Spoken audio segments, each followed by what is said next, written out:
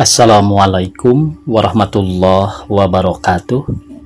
Pamirsa subscriber YouTube Mang Cecep Gorabacep anu satia satuhu manco di mana wae ayana. Dina dangat ayana urang neraskeun hanca carpon tina majalah Mangle tahun 1862 nomor 53. Carpon anu baris kapidangkeun dina dangat ayana judulna Nyi Pohaci.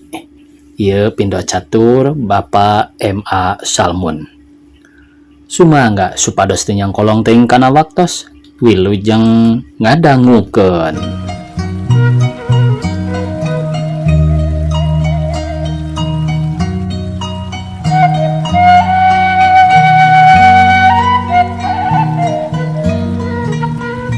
Bubuka. Sebahagian orang Asia anu kadaharan luluguna sangu seueur anu percanten yen pare teh aya dewina anu ngagegeh. Eta dewi henteu kengeng dilalaworakeun, digagabahkeun, malah sok pohara didama-damakna. Pikeun urang Pulau Jawa sareng Bali eta dewi teh diwastaan Dewi Sri atanapi sanggem urang Sunda mah Nyi Pohaci Sangiang Sri. Sok diringkaskeun weh Nyi Sri. Kapercantenan anu tumubuh ti zaman hidu nyurup nyerep jadi kulit jadi daging makarna mangrupi ada cahara anu turun-tumurun ti bapa ka anak ka incu ka buyut mang pirang-pirang rundayan tug dugi ka dinten ieu aya keneh anu sok makekeun. Ieu cahara dugi ka mangrupi salah sawios titik kebudayaan urang Pulau Jawa. Henteu matak heran upami ku para ahli anu kantos ngajajah Indonesia perkawis ieu teh kinten diarulikna margi numutkeun politikna ngajajah teh sanes mung kedah tiasa ngukud keuntungan materi bae nanging kedah bari ngeupeul kebudayaan bangsa anu dijajah teh.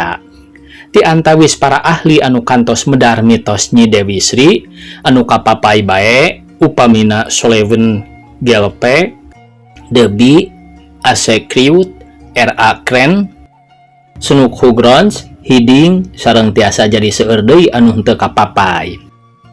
Si Empley teu mah dina tahun 1807 dugi ka ngaluarkeun bukuna mangrupi Wawacan Sulanjana. Ieu nu ngaluarkeunana nyata Gekhof Bandung. Profesor Dr. K.A.H. Hiding nalika ngahontal darjah doktor in the Lateran and which Hegarty dumugi ka ngadamel sastra kanta atanapi disertasi. Profesor Dr. C. Snug Hugrons dugi ka ngampihan sababaraha hiji naskah-naskah seratan panangan kengeng ngempelkeun ti urang Indonesia di canda kaholan. Cindakna deungeun-deungeun mah sanggem paripaosna dibelaan kokoreh keduk nyakar ngoredaskeun kebudayaan urang teh. Dupi urang pribadi bade raos-raos bae karoroncodan moral anu sakitu parentingna teh, bade ngehenen bae sakitu pada ngorowot teh, bade jongjon bae cukup beleng berbaragananya. Piraku dina mangsa urang kedah mulang deui kana kapribadian Indonesia, dina mangsa urang teh hot-hat ngadamel padi sentra, dina mangsa urang ribut ku self supporting beas, piraku bade henteu terang-terang acan kana dongengna. Dina mangsa pamarentah kapaksa ngaimpor beas seueur, dina mangsa karaos luar biasa butuhna ku beas mirah, asa pantas upami urang salangkungna tinggal dedel usaha padi sentra sareng self supporting beas teh nyoreang kana mitos Dewi atanapi Nyi Sri ngalenyepan hartosna neuleman lebet-lebetna eta mitos anu parantos mangrupi titik kebudayaan Sunda malah sesemplekan kebudayaan Indonesia. Salajengna kanggo ngajagi lepat paham banding-bandingkeun sareng mitos anu aya di Jawa Tengah sareng Timur aya saena upami enggal dicarioskeun wireh babagian-babagian aralitna di ditu di dieu seueur anu geseh nanging wiji sarta leunjeuran carios mah eta-eta keneh. Rupina dina leresan ieu oge keuna ku cacandran emputan tular bineka tunggal ika sae urang cepeng tunggal ikana bae. Sakadar contoh di Jawa Dewi Sri teh dijenenganana Tisnawati atanapi Tresnawati. Malah aya naskah anu nyebat Trusnawati. Jumadina tina permata Retna Dumilah anu dilelerkeun ku Sang Manikmaya ka Batara Guru. Dupi di Sunda sadi dinten masuk disebat Nyi Sri bae, nanging dina upacara atanapi dina mantun disebatna teh Nyi Dewi Sri Nyi Pohaci Sanghyang Sri. Nyi Pohaci Sanghyang Sri Tresnawati malah sok aya juru pantun anu nyebatna Nyi Pohaci Sanghyang Sri Dang Dayang Tresnawati. Jumadina oge tina endog kajajaden Cisoca Dewa Anta. Panutup bubuka mugi-mugi ieu seratan anu mung sakotre teh tiasa mangrupi ilham ka seueuh siwi Sunda anu palai motekar nyuk curug kabudayaan Sunda anu karimbunan ku usum. Saur Dr. Ruslan Abdul Ghani teh mah dina kuliah umum payunan para mahasiswa Jakarta katong pernakeun Januari 1862, janganlah kebudayaan kita dibiarkan menjadi fosil, mangga lenyepan. Lalakona. Zaman beh ditueun baheula di jagat ge acan aya tangkal pare, kalapa, kawung, awi, jagong, kacang, bonteng, hui jeung sawatara deui tatangkalan liana harita Batara Guru keur dideuheusan ku para dewa. Batara Guru ngersakeun ngadamel bale nyaeta wabangunan paranti ngadamel pasamuan. Para dewa ditimbalan ngayakeun rahabna. Nu dipapancenan ngayakeun pitihangeun, pilawangeun, pilanteun, pihatepeun jeung sapapadana. Lamun aya dewa anu henteu nyumponan baris diteuk-teuk beheungna sarta sirahna didamel umpak tihang. Jabat ti Batara Anta sadaya para dewa nyanggeman. Batara Surya baris nyayagikeun kenteng supaya cahaya panon poe kahalangan. Batara Bayu nyayagikeun bilik supaya teu ngagelebug angin ka jero. Batara Indra nyayagikeun lante supaya ari hujan ulah kakeueum cileuncang. Batara Baruna nyadiakeun balong pikeun anu bebersih rek masamuan. Batara Sima nyadiakeun damar supaya ti peuting teu poek cindakna saayana dewa pada nyanggeman. Batara Anta mulih kalayan prihatos serta nangtoskeun bakal diteuk-teuk jangga rumaos yen moal piasaeun nyaosan timbalan. Dupi margina sarehing Dewa Anta mah henteu aya pananganana sareng sampeanana. Salira bae ngaguluntung, lumampah oge ngaleor ari barang candak sok diheum-heum. Sang Anta boga nangis bijil Cisoca. Ngangers ngenes sedih liwat saking murubut Cipanon geus nangtoskeun kana pupus bae dumesi dik teu tiasa ngiring kanu kerja bakti ka Batara Guru. Bujung bejeng kadah nuar kai lumaku ge repot sakalian rek barang candak ge sok dicaplok sareng sok dibelit ripuh liwat saking teu kaprah jeung batur. Nanging manah keukeuh palai bakti buka rupi naon najan jasad tanpa daksa oge nanging manah jeung sumanget nyaring palai ayat tawis yen tuhu sumujud. Kumantengna patekadan galih kersaning yang manon Cisocana sang Dewa Anta teh tingguruntul ngumpul ngahiji endog lucu alit reana teh 3. Kalayan bingah endog anu laletik lucu teh tiluanana ku Dewa Anta gewati heungheum baris disanggakeun ka Batara Guru sarta bari tamada nyuhunkeun ditimbang dina katan padaksaan. Satengahing jalan sabot Anta ngaleor ka Batara Guru katenjueun ku heulang belang rerencanganana ku heulang belang ditaros dumeh kasobat nanging Anta nu kerurusuhan sarta keur ngaheum-heum endog teu ngawalon sanes pelekik nanging da baham nuju pinuh. 3 kali heulang belang nanyana ka Anta tetep teu diwalon. Pudik-dik bijil nafsu asa dihina asa teu dihargaan jeung nyangka yen Anta ngadak-ngadak pelekik gapruk bae Anta disamber raraina cilik bae endog teh murag sahiji.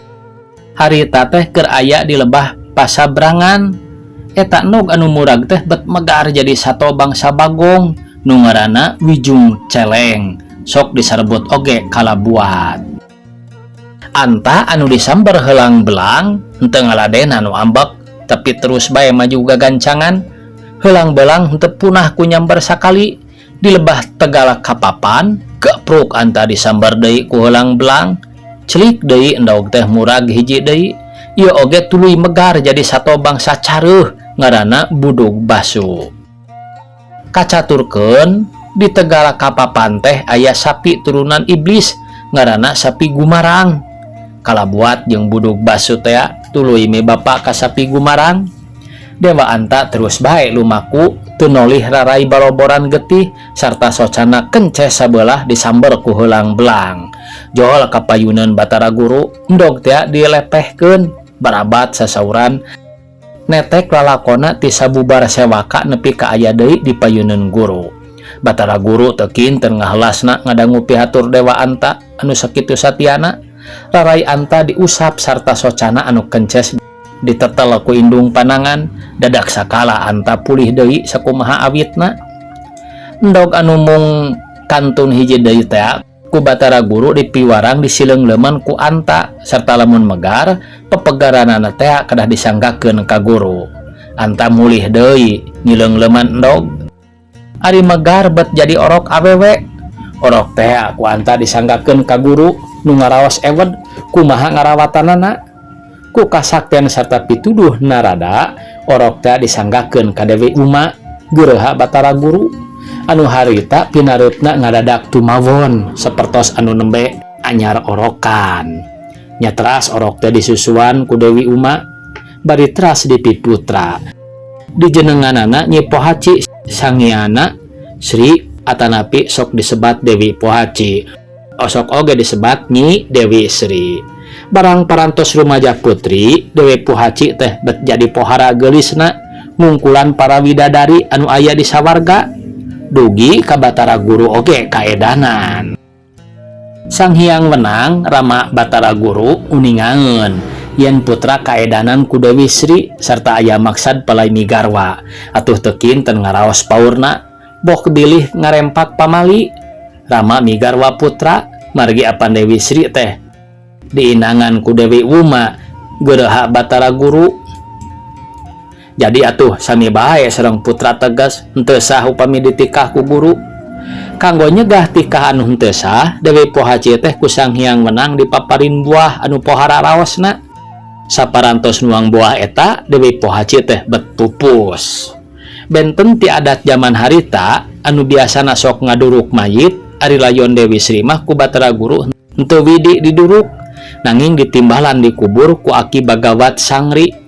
Nya tuluy dikubur serta terus ku Aki Sangri kuburanana diurus dirawatan di hade-hade. Aneh bin ajaib tina kuburan teh betuluy renung cucukulan kayaning kawung, kalapa, awi, pare, rupa-rupa macem. Kitu deui warnaning pala gantung, pala wija, pala rambat, pala pendem jeung rupa-rupa jujukutan, kakasoan sarta rea-rea deui. Aki Sangri gewat unjukan ka Batara Guru nu nampi piunjuk ngaraos bingah teras nimbalan supados eta cucukulan teh dibinihkeun sarta saayana bibinihan teh disanggakeun ka Prabu Siliwangi di nagara Pajajaran supados dibagi-bagikeun ka rakyat sarta dipelak. Diomat-omatan pisan supaya kana paremah sing leuwih pamulasara sarta panghormatna. Sabab eta teh baris jadi kadaharan nulugu urang Pajajaran anu moal aya bosena. Daya hirupna, daya huripna bakal leuwih tina kadaharan naon bae. Raja Pajajaran nampi pasihan dewa ti Aki Sangri teh sanes dikieuna bingahna. Pare teh dipusti-pusti pisan, malah disebatna ge Nyi Pohaci Sanghyang Sri. Saterasna rakyat ku Aki Sangri teh diwurukan carana melak pare, boh di sawah, boh di huma. Diatur kalamangsana, cayeuna jeung galenganana. Sarta pohara dipepeujeuhna supaya melak pare teh sabangsana ulah dicaruk dicampur. Kitu deui cara ngurusna nepi ka asak pibuateun. Bah pibuatna, ngakutna, ngampihanana, nurunkeunana, mutuna jeung jabate eta kabeh aya tata krama pahormatanana. Teu gagabah lakar daek. Lamun Nyi Pohaci Sanghyang Sri digagabahkeun, dilalaworakeun, henteu diajenan samistina, tangtu leungit berkahna nagara nyorang paila. tutas anu maparin piwuruk ku Prabu Siliwangi dinuhunkeun aki bagawat sangri mah ngulang deui ka sawarga. Kacaturkeun eta Prabu Siliwangi geureuhana aya 75. Saurang diantarana aya widadari namina Dewi Nawangsih. Ieu widadari sakti dipapancenan ngajar nyangu ka rakyat. Gancangna carita rakyat Pajajaran geus ngamimitian marelak pare katut cucukulan ti sawarga teh kalawan diurus hade-hade sakumaha piwuruk aki bagawat sangri teh. Atuh nagara Pajajaran teh jadi subur makmur, lubak libuk ku kadaharan, estuning raweuy beweungeun rambai hakaneun teh lain ngan samet peribasa. Dewi Nawangsih ngajarkeunana nyangu teh babarieun pisan, anggeus ku ngawiridkeun jangjawokanana jeung tata pahormatanana. Tara make nutu pare ngejo beas, anggeus ku nyupan pare bae saranggeui, engke di mana asak jadi sangu sacukupna anu baris ngadalahar. Salah sahiji tata pahormatanana teh nyaeta aya pantangan anu kacida pisan di pahingna. Satungtungna pare teh keur diseupan henteu meunang aya nu mukakeun turub aseupan. Lamun aya anu wani-wani mukakeun turub teh geus pasti jampena bakal cambal sarta saterusna nyangu teh bakal barabe urusanana. Kitu jeung kitu bae Nawangsih jeung awewe-awewe Pajajaran teh carana ari nyangu. Sarerea pada tigin gumati ngesto kana tata krama jeung pantanganana. Saurang oge henteu aya anu wani ngarempak larangan Nyi Dewi Nawangsih. Di sawarga Batara Guru geus uningaeun yen nagara Pajajaran subur makmur, cukul sakur nu diplak, murah sakur nu dibeuli, lajeng nimbalan Semar, Cepot sareng Udel supados ngalanglang cucukulan kajajaden Nyi Pohaci Sanghyang Sri teh disikeuna ku Hama. Semar jeung anak-anakna ngalanglang Pajajaran. Batara Guru sareng Narada palai ngadoja dugi ka kumaha imeutna Semar ngajalankeun pagaweanana, nyatras lumungsur ka dunya duaan ngarupakeun manuk piit misil pare anu dilanglang ku Semar. Ku Semar jeung anak-anakna digebahkeun piit teh eunteup kana leungeun kawung. Bawaning ambak leungeun kawung teh ku Udel dironcat di puntangan langarina. Brah, bae beurah biji lecai ngaracak. Pangangguran ku Semar ditandean, geus loba tuluy diuyup, bet amis sartanya seger. Ari ditanya ku anak-anakna, magar teh pait jeung hasem, tapi bari tuluy nandean deui sarta nguyup deui.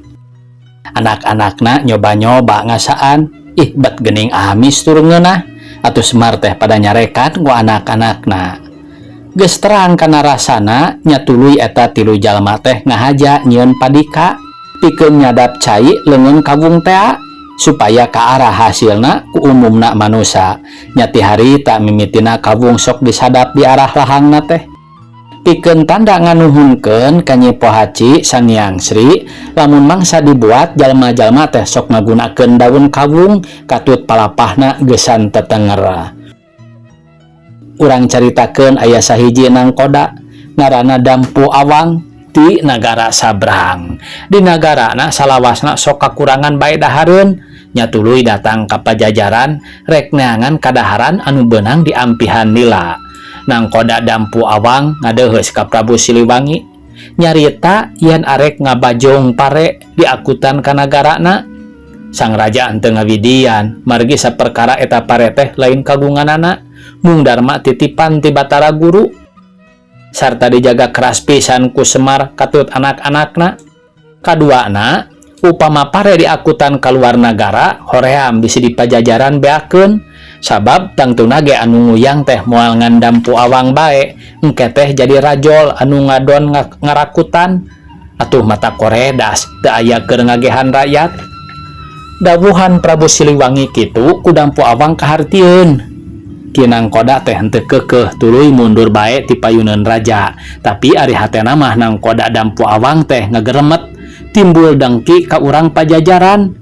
Sirik pidik dumeh lubak libuk, kinang koda mikir-mikir pi akaleun geusan ngaruksak pare urang Pajajaran. Bet dumadakan amprok jeung sapi gumarang sapi turunan iblis tea. Dampu awang minta tulung ka sapi gumarang supaya mangruksakeun pare urang pajajaran ambeh paraeh lang layeseun. Dasar turunan iblis, aya anu ngajak jahat teh haripet pisan. Manehna ngajangjian yen baris babarengan jeung anak-anak pulungna kalabuat jeung budug basu ngaruksak pare urang Sunda. Tuluy sapi gumarang teh ngabijilkeun ka sakten ngadatangkeun angin kumbang bula bali lilana 3 poe 3 peuting ngaruksak imah katut pepelakan di tanah Sunda. Ku ayana angin kumbang teh pare teh garering tuluy perang atuh urang pajajaran teh pohara tagiburna. Tapi dasar urang Sunda keur diasih ku nu maha kawasa, keuna ku paribasa, keuna ku nyeri, teu keuna ku pati. Bet dumadahkan Sang Hyang Menang dipaparin uninga yen urang pajajaran keur diganggu ku sapi gumarang sabatur-baturna. Sang Hyang Menang teh nimbalan putra-putrana tiluan Sulanjana, Tali Menir sareng Tali Mendang supados lalungsur ka pajajaran nolak hama pare anu disebarkeun ku sapi gumarang nu kawuju ku Kinangkoda Dampu Awang nu jahil. Sulanjana, Tali Menir, jeung Tali Mendang lalungsur ka pasawahan pajajaran sidik ningali yen pare anu garering teh ditebak ku angin jahat sarta akarna digarogotan ku sabangsa cacing. Sulanjana teh mapatkeun ajian bari kukurusukan ke tengah sawah, dadak sakala pare teh harurip deui marontok hejo. Lajeng Sulanjana nenjrag taneuh bari ngawatek ajian ngabijilkeun cacing-cacing nu ngahakanan akar pare. Geus barijil teras ngayuh manuk-manuk anu bareukieun cacing sina ngahakanan cacing teh dugi ka seep. Pare pajajaran katulungan. Sapi gumarang pohara ambekeunana dumeh kasaktena kaungkulan ku Sulanjana.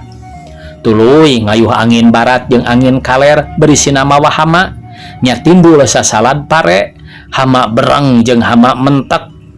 Nanging Sulanjana parantos waspada lajeng nimbalan saderek-saderekna supados ngurulingan sawah bari wuwuda mung ukur ngaranggo cawet sutra beureum bari mapat genjang jawokan sarta ngusapan daun pare.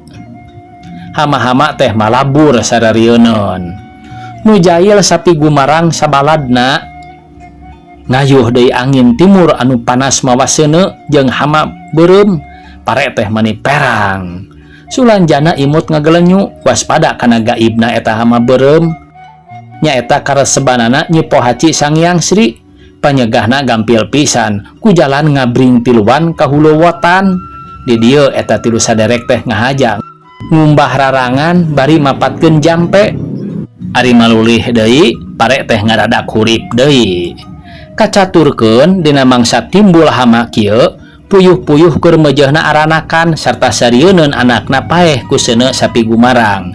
Puyuh bikang ngajurungan salakina ngalacai pikeun ngabaseuhan anakna, tapi puyuh jalu atanapi bebence ngaranna teu ludeungeun sieun manehna sorangan kabeuleum. Nya tuluy puyuh bikang hiber kawalungan ngalacai.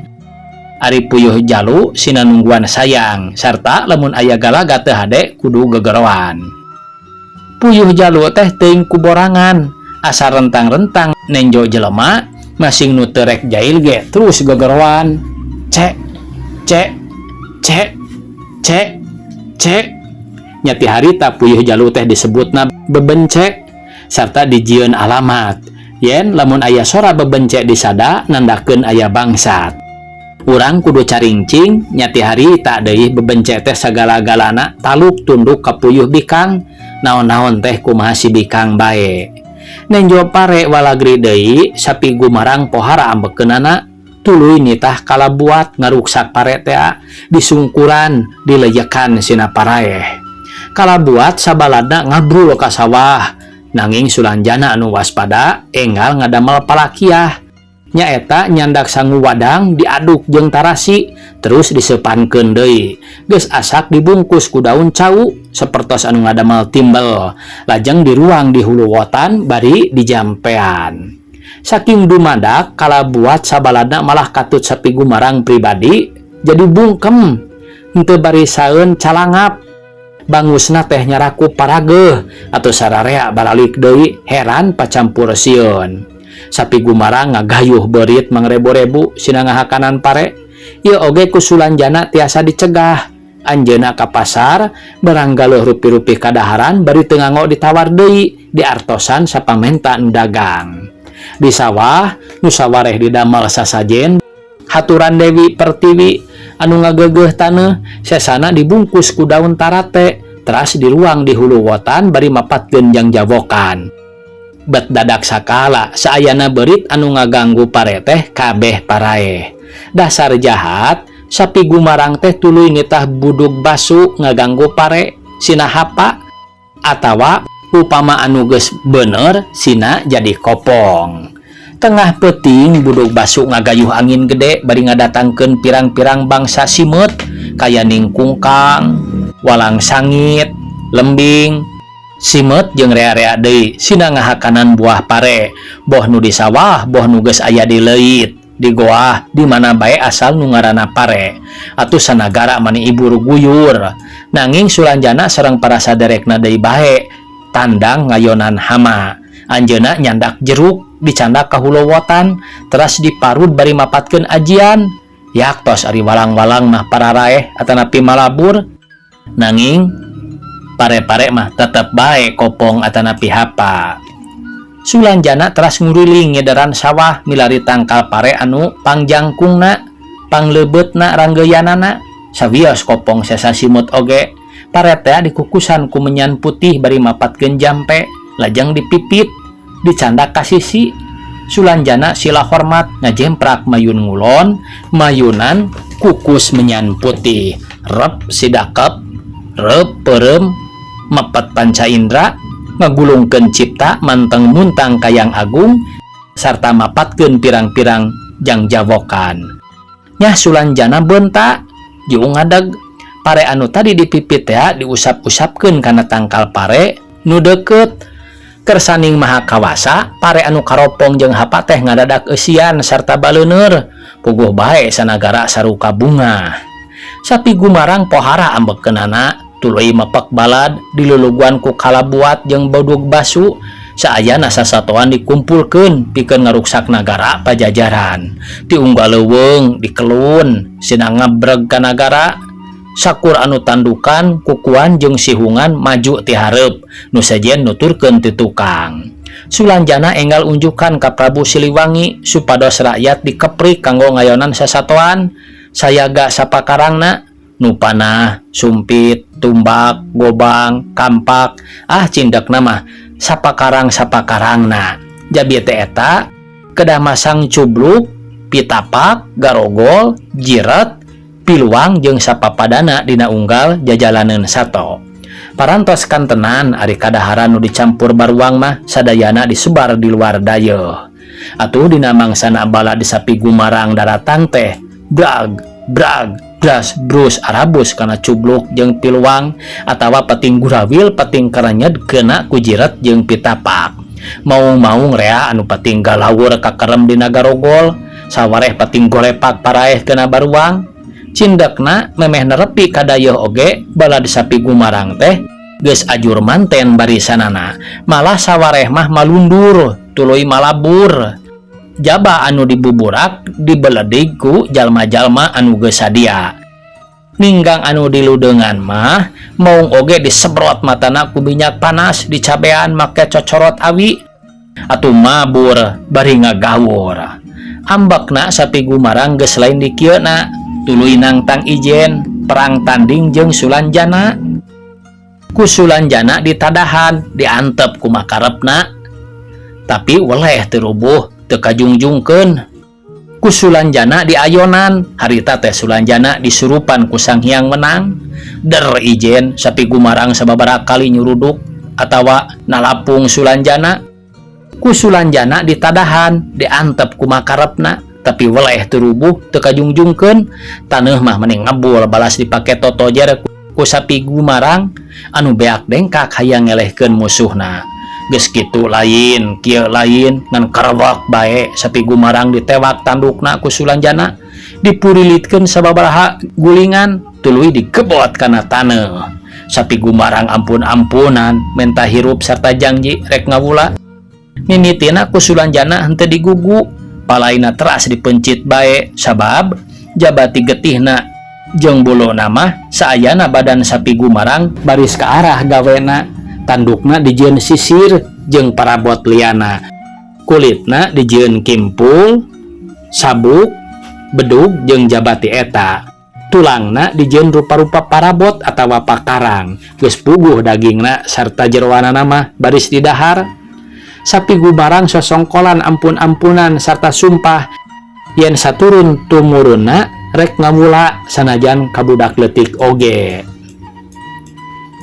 Ku Sulanjana pertobatan ditarima bari disumpah yen sapi gumarang saturun tumuruna kudu ngawula ka manusa, daek mantuan ngolah sawah, narik roda, muihkeun kincir panggilingan, jeung sapapadana sakur gawe nu teu katanagaan ku jelema sarta saturun tumurun sapi gumarang kudu ridho lamun diarah dagingna geusan bahan hirup jelema.